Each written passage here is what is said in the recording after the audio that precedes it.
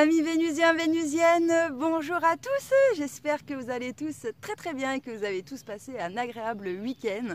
Me concernant, j'ai passé un week-end au top avec mon petit cœur d'amour. Franchement, c'était trop bien. Oh là là, mais qu'est-ce que je l'aime, je vous jure. Bref, là, il est parti, si vous voulez, pendant une semaine. Il n'était pas au lycée parce qu'il est en train de préparer son avenir professionnel. Du coup, voilà, il a séché les cours pendant une semaine pour pouvoir préparer son avenir. Et donc voilà, pendant une semaine il était hors de la maison et pour une fois j'avais aucune prise dessus quoi, parce que quand je l'emmène au lycée, voilà, je l'emmène, je sais où il est. Et après, même si la carte est libre quand il est au lycée, parce que moi je lui ai toujours donné un libre accès quoi, vous voyez, il a autorisation de sortir dès qu'il n'a pas cours, voilà, c'est vive la vie. Donc tous les mercredis après-midi, à chaque fois qu'il a une permanence, en vrai il fait sa life avec ses potes quoi. Donc j'ai pas la main mise dessus non plus quoi, mais voilà, j'aime bien pouvoir gérer le départ en fait. Une fois qu'il est avec ses potes, après je lui fais confiance. Mais voilà, comme je suis un peu mère poule, c'est des choses, j'ai un peu du mal quoi. Donc là, j'avais aucun contrôle sur rien. Et en plus de ça, c'était la première fois de sa vie qu'il prenait le train tout seul quoi. Et en plus, il y avait 4 changements de train à faire. Du coup, moi j'étais hyper stressée quoi. Je me suis dit, oh là là, bah ouais, imaginez quoi, il se retrouve à Paris hein, où son train il arrive en retard, il devait en prendre un autre. Et l'autre il est déjà parti, il se retrouve Keblo là-bas où il connaît personne. Enfin, vous voyez un peu, moi j'étais en panique quoi. Oh mon bébé qui part faire sa vie quoi. Mais bon, oui, je sais qu'il est grand et que je l'ai bien éduqué et donc il sait se débrouiller tout seul et tout ce que vous voulez, mais il n'empêche que je reste une mère poule et que voilà, j'y peux rien, on me refera pas, je suis comme ça. Même quand il aura 50 ans, je crois, si je suis toujours de ce monde-là, je serai encore mère poule avec lui, hein. Je serai aux petits soins, voilà, je suis comme ça. D'ailleurs, hein, les amis, pour ceux qui sont venus ici, ils le savent, hein, que je suis trop une mère poule. D'ailleurs, pour l'anecdote, il y avait une fois, Alain, il était là et puis j'étais dans la cuisine, je suis en train de faire à manger, je sais plus ce que je faisais. Et puis lui, il arrive quoi de son camion et il arrive, il avait une pomme à la main. Il me dit, ah Vénus, tu peux me passer ton économe là, s'il te plaît, comme ça je me peine ma pomme et tout. Je lui dis pas de souci. Et en fait, je lui prends la pomme, j'attrape l'économe et je commence à lui peler la pomme quoi. Il me dit, non mais Vénus, tu sais, je suis un grand garçon quoi. Hein? Donc je peux peler ma pomme tout seul. Ce que je t'ai juste demandé, c'est juste un économe quoi. Je t'ai pas demandé de me peler la pomme. Et ça, j'y peux rien. C'est mon côté maternel quoi. Dès qu'il y a des gens, moi je veux que les gens ils soient bien et je suis toujours tout aux petits soins. Et tiens, tu veux ci, t'as faim, t'as soif, bref. Et moi je m'oublie en fait complètement. C'est d'ailleurs pour ça que je peux pas vivre en fait le quotidien avec des gens parce que sinon je privilégie les autres en fait avant moi. Et ce qui fait que moi je tire sur la corde, je tire sur la corde, je tire sur la corde et puis à un moment donné, elle craque la Vénus. Voilà. Donc et je sais pas faire autrement. On pourrait me dire oui mais Vénus ne fait pas ci. Je ne sais pas faire autrement que comme ça. Donc voilà quoi. Bref, tout ça pour vous dire que du coup j'ai dû emmener Petit Cœur d'Amour à la gare. Et donc voilà, moi la gare de Saint-Étienne, je ne la connais pas, c'était la première fois que j'y allais. Et il se trouve que sur le retour, quand j'ai été les récupérer, c'était tard le soir et il y avait quand même un petit peu de circulation là-bas. Bon, ça va quand même pour une grande ville, mais un petit peu. Et du coup, je le récupère, je le retrouve, j'étais trop heureuse, un petit cœur d'amour, blablabli, blablabla. Voilà, vous imaginez dans l'état que j'étais, quoi, j'étais au taquet, quoi, du coup, laisse tomber, hein.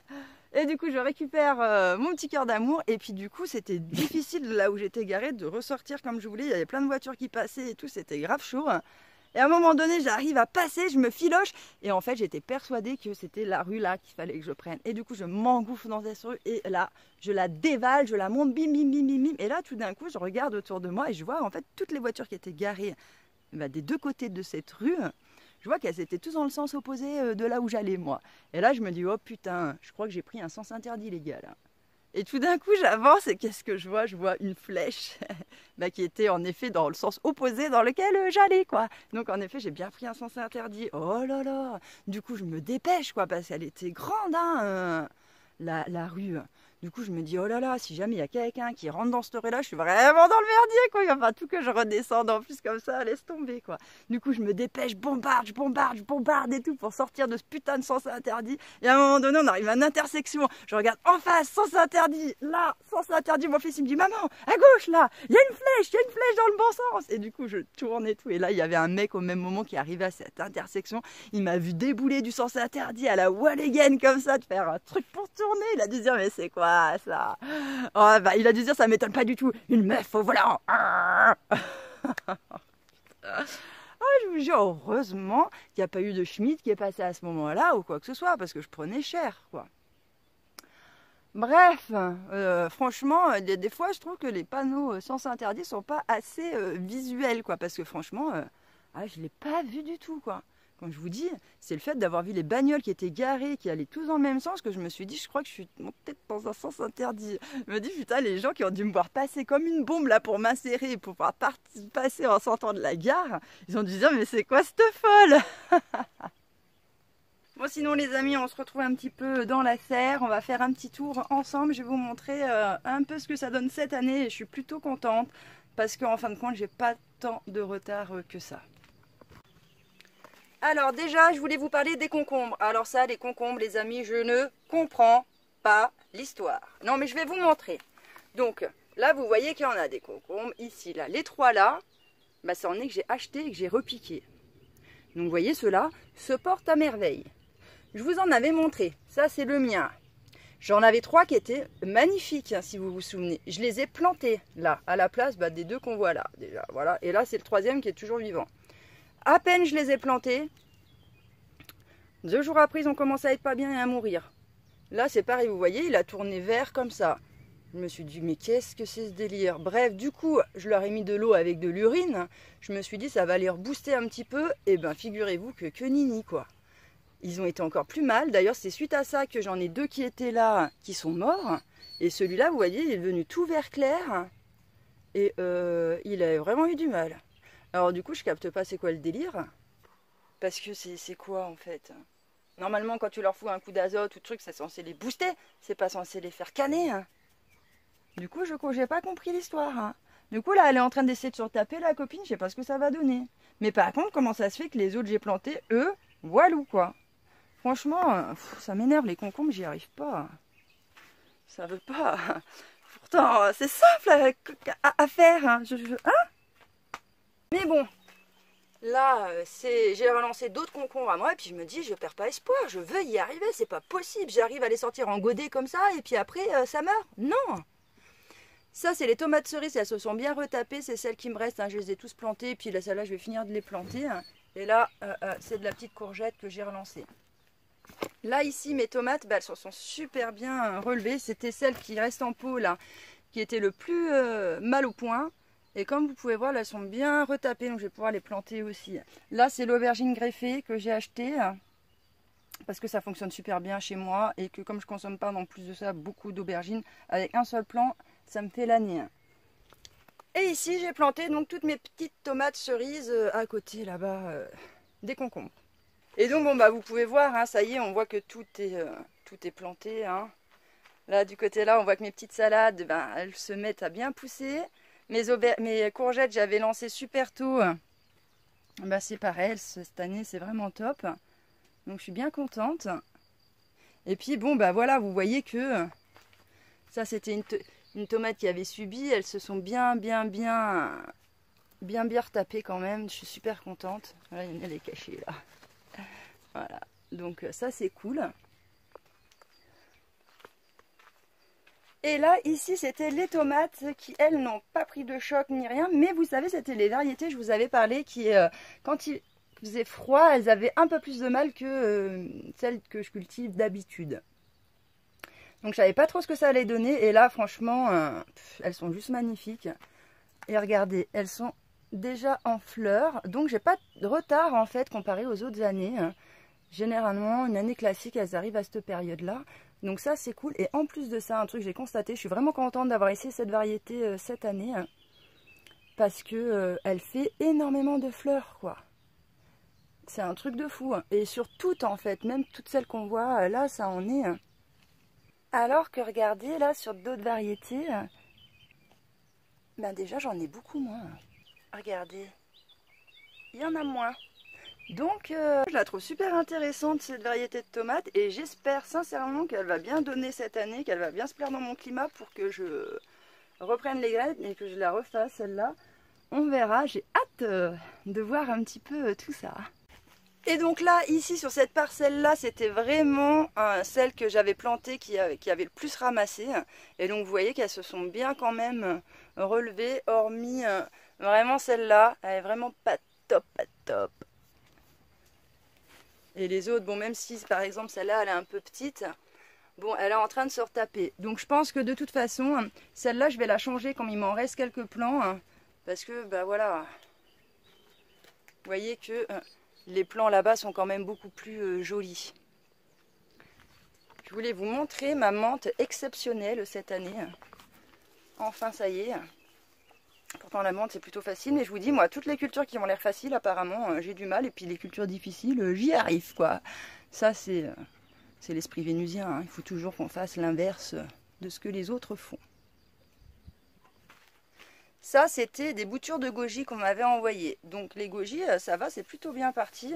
Sauf que ben, là, je les ai replantés il n'y a pas longtemps parce qu'ils étaient dans un petit pot noir, les trois comme ça, de boutures. Donc je me suis dit, ils vont pas avoir la place avec les racines, je vais les mettre chacun dans un pot. Sauf que ben, le fait de les avoir repiqués, regardez, hyper ces feuilles. Bref, ça lui a mis une claque. Alors lui, ça va, mais les deux là, ils ont pris cher. Et aussi, ben là, c'était les autres boutures. Et ben, ça n'a rien donné. Aucune. Là, ça n'a rien donné. Et là, c'était de la myrtille que j'avais récupérée. C'est pareil, quoi. Je l'ai déplantée. Et là, je crois que c'est en train de mourir. Ça n'a rien donné. Fort heureusement, ici, j'ai toutes mes petites rhubarbes. Là, que j'avais plantées. Et elles, ben, ça se développe bien. Tranquillou. Donc, voilà. Ah ouais, regardez mon beau rosier, là. Ça y est, elles arrivent. C'est bien retapé. Je suis contente. Mais bon, là... à la fin de la saison, cette année, je vais le rabattre court, quoi, parce qu'il est un peu trop grand. Voilà. Donc là, on voit les fraises sont en train de rentrer en production, mais bon, bien évidemment, ça se fait bouffer par les fourmis. Du coup, on a intérêt d'être rapide. Alors, vous voyez, j'essaye de les mettre un peu en hauteur, comme je peux, les caler des fois pour éviter qu'elles se fassent trop bouffer. Et... là, mon raisin cette année, mais c'est pareil, j'ai jamais vu ma vigne aussi prolifique, quoi. Elle sort des trucs de partout. C'est le carnage cette année. Va falloir que je m'occupe de faire un système pour les accrocher. Les amis, vous vous souvenez, quand j'avais fait une vidéo, là, j'avais tombé sur une nana qui préparait une quiche, mais qui n'était pas une quiche, quoi, vraiment à la Walligen et tout. Et du coup, voilà, je vous en avais parlé. Et du coup, suite à ça, parce que je vous avais demandé, mais qu'est-ce qu'ils mangent les gens, quoi? Moi, je comprends pas. Et du coup, ben, suite à ça, je me suis tapé des retours de course pour voir ce que justement les gens bouffaient, quoi. Ah ben, j'ai pas été déçue du voyage. Ah non, il a compris, hein. Ça c'est clair. Mais dedans, j'ai aussi un truc que j'ai vu et du coup, je sais pas si vous êtes au courant ou pas. Du coup, ben voilà, je vais partager ça avec vous. On sait jamais, au moins vous saurez. Hein. Vous savez le jambon là où c'est écrit sans nitrite dessus. Généralement, c'est écrit, c'est fait à la base d'extraits végétaux. Et en fait, ça me fait rire en fait parce que les gens pensent du coup acheter du jambon sans nitrite, mais ça a été fait avec des extraits végétaux à la place, donc ils se disent c'est bon, il n'y a pas de nitrite, c'est ok, sauf qu'en fait, vous payez du jambon qui a quand même des nitrites dedans. Parce qu'à partir du moment où c'est sans nitrite, c'est qu'ils utilisent des extraits végétaux, et les extraits végétaux qu'ils utilisent, en fait, c'est du céleri. Je crois qu'il y en a 3 autres, il y en a 3 en tout, mais j'ai retenu que le céleri. En fait, le céleri, c'est une plante qui capte le nitrite. Donc en fait, ce qu'ils font, au lieu de rajouter du nitrite directement dans le jambon, ils cultivent des légumes qui bombardent au nitrite. Ces légumes-là vont absorber le nitrite et après, ils vous le refoutent dans votre jambon. Ce qui fait que vous pensez acheter du jambon sans nitrite fait à la base d'extraits végétaux, sauf qu'en fait, vos extraits végétaux sont blindés de nitrite. Et donc en fait, à l'intérieur, vous avez quand même des nitrites. Eh oui! Je ne sais pas si vous le saviez, mais bon, en tout cas, si vous ne le saviez pas, bah, ça ne sert à rien d'acheter du jambon sans nitrite qui coûte plus cher. Autant acheter du jambon qui contient des nitrites que vous payez moins cher. De toute façon, c'est la même histoire à la finalité. Sinon, achetez du jambon chez un bon boucher. Et là, c'est vraiment autre chose. Le seul problème, en fait, c'est que le jambon que vous achetez chez le boucher, selon où vous en êtes dans le talon, en fait, si vous débutez le talon, que c'est vous qui commencez le truc, bah, votre jambon, il va vous durer toute la semaine. Par contre, si vous arrivez vers la fin du talon, bah, vous en avez plus pour 3-4 jours, quoi. Hein. Ça ne va pas vous durer toute la semaine, le jambon. Ça, c'est sûr. Bref, voilà, je voulais vous raconter cette petite histoire avant de vous laisser, les amis. Je sais pas chez vous, mais chez moi, j'en ai marre de tondre. Cette année, je fais que ça. Je vous jure, les amis. Mis à part, faire à manger, gérer voilà, les semis, les machins, les animaux, les 2-3 trucs à faire au quotidien, faire la bouffe, le boulot et tondre, je fais que ça. J'ai rien le temps de faire d'autre. Bref. En tout cas, ça fait plaisir, ne serait-ce que pour les agriculteurs. Au moins, l'année dernière, ils ont galéré à faire du foin et tout. Donc, je suis bien contente pour eux cette année. Vu comment ça pousse l'herbe, ça va. On va rattraper la mauvaise année de l'année dernière. Bref, les amis, sur ce, je vais vous laisser. On se retrouve soit jeudi, soit vendredi. Donc, n'hésitez pas à activer la petite cloche là si vous souhaitez être informé. Parce que voilà, autant le lundi, j'arrive à m'y tenir. Autant jeudi ou vendredi, c'est... je sais pas. Donc, n'hésitez pas à activer la petite cloche pour être au courant des notifications. Je vous embrasse très très fort, les amis. Je vous souhaite tous de passer une agréable semaine. Et puis, on se retrouve en fin de semaine comme d'habitude.